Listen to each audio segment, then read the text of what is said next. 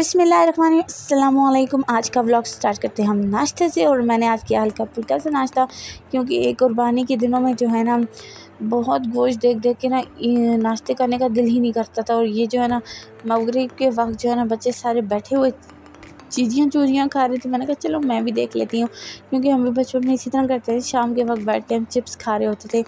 पर मैं जो हूँ ना सिर्फ देखे और बस फिर मैंने उन्हें पकड़ा दिए, क्योंकि मुझे जो है अच्छा नहीं लगता इस तरह ना। बस मैं बच्चों को छेड़ती हूँ, मुझे अच्छा लगता है और हमें बचपन की यादें ताज़ा हो जाती हैं।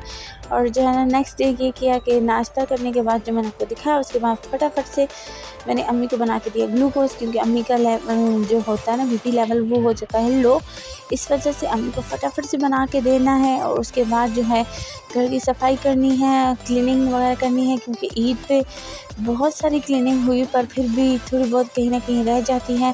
फटाफट से जो है बर्तन धोए, क्योंकि आज का जो दिन था ना आज बहुत हेक्टिक डे है और बिज़ी डे भी वो इसलिए क्योंकि हम लोगों ने आज जो है खाना बनाना था। मतलब इतने ईद पे जो हमने गोश्त गोश्त गोश्त गोश्त, हम लोगों के यहाँ तो सिर्फ मर्द हज़रात ही गोश्त खाते हैं, हम औरतें नहीं खाती। और यहाँ पे सारे बर्तन धुल गए थे और फिर फरमाइश आई थी कि हमने खाने हैं चावल, क्योंकि हम लोगों ने ना ईद वाले दिनों में ना चावल हम लोगों ने तो नहीं बनाए थे, पर दावतों पे उन्होंने बहुत सारे खाए। यहाँ पे मैंने बनाए थे आलू वाले चावल, साथ बनाई थी लिकन जो है वो हमारी मतलब एक ट्रेडिशनल डिश है। इंशाल्लाह ये भी मैं आपके साथ शेयर करूँगी कि ये कैसे बनती है। और इसके साथ बनाई लोबिया चावल हों लोबिया ना बने ऐसे तो हो नहीं सकता। और यहाँ पे लोबिया भी बन गई थी। फिर फटाफट से मैंने कहा कि चलो अब जो है ना चलते हैं, चल के थोड़ी सी जो है ना ग्रॉसरी कर लेते हैं सब्ज़ी की, क्योंकि हमारे यहाँ सब्ज़ी ही खाई जाती है।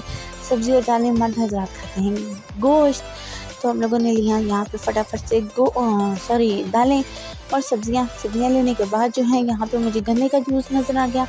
मैंने कहा वो भी मैं आपके साथ शेयर कर देती हूँ, पर प्लीज़ जब भी कभी आप लें तो देख के लें कि साफ़ है कि नहीं।